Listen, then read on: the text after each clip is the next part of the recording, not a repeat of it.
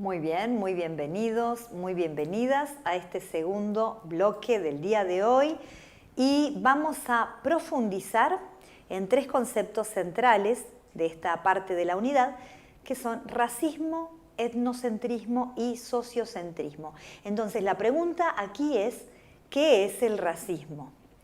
Una forma de definir al racismo es pensar y articular un poco lo que vimos en el primer bloque. Son ideas o acciones, entonces, que atribuyen a los rasgos físicos, reales o imaginarios, porque pensemos que estas formas de clasificación generalizan, homogeneizan a los grupos, ¿sí? Entonces, rasgos físicos, reales o imaginarios, a los cuales les atribuyen aptitudes y capacidades desiguales que sirven para situar a los grupos sociales en un sistema estratificado de supuesta superioridad o inferioridad, con base en lo biológico, genético, innato, respecto a valores, capacidades y conductas relevantes para esa sociedad. ¿Qué quiere decir esto? Aquí podríamos articularlo con una categoría que seguro que vieron en otras materias, que es hegemonía. Hay un grupo que puede imponerse a otros grupos y además imponer algunas ideas respecto de las valoraciones importantes para ese grupo, pero que tienen que ver con producir y reproducir relaciones de desigualdad, de poder y de explotación, ¿sí? Entonces, un grupo que se construye, por ejemplo, dijimos, los europeos blancos construyen la blanquitud en los procesos de colonización, de dominación, de imperialismo, respecto de que su color, sus valores y sus atributos son mejores que otros. En el caso en que nos centramos en la asociación entre colores y formas y esta supuesta superioridad respecto de las capacidades, de la moralidad, estamos hablando de racismo. ¿Bien? La siguiente. Históricamente, entonces, se fundamenta en relaciones de desigualdad, dijimos, injusticia y explotación. Por ejemplo, el esclavismo, como un proceso donde las personas son trasladadas por los europeos desde África para ser vendidas como mercancía y utilizadas como fuerza de trabajo, como mano de obra. De hecho, la paradoja precisamente es que el capitalismo, en su versión de la modernidad, precisamente va a ser abolicionista del esclavismo porque lo que propone es la venta de la fuerza de trabajo libre, ¿sí?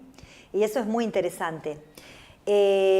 Históricamente entonces se fundamenta en estas relaciones de explotación, de desigualdad, de injusticia, donde algunos grupos articulan mecanismos ideológicos de consenso combinados con el uso de la fuerza directa. Estas personas son trasladadas no porque quieren ir, sino en base a estas relaciones de poder y de desigualdad, de dominación y de explotación.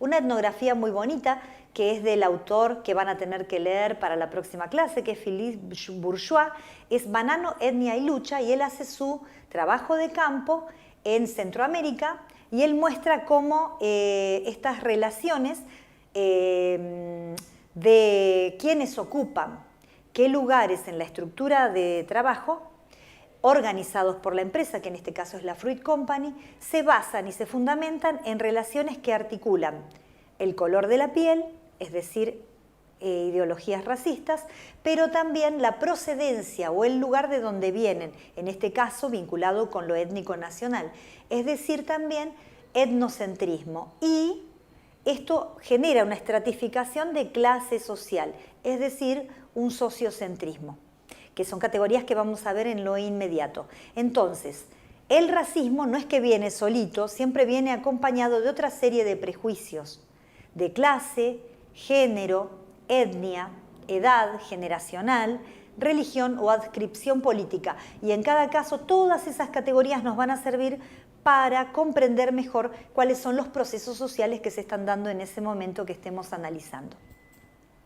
Entonces, las dos categorías asociadas al racismo son etnocentrismo y sociocentrismo.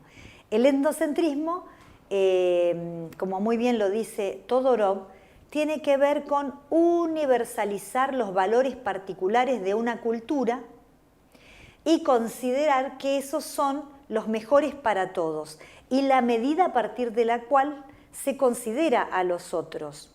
Por eso, todas las culturas, y en esto la antropología encuentra que sí es universal considerar que los valores de mi propia sociedad, mis expresiones culturales, son las mejores y que los demás deberían aprender de mi forma de hacer las cosas. Entonces,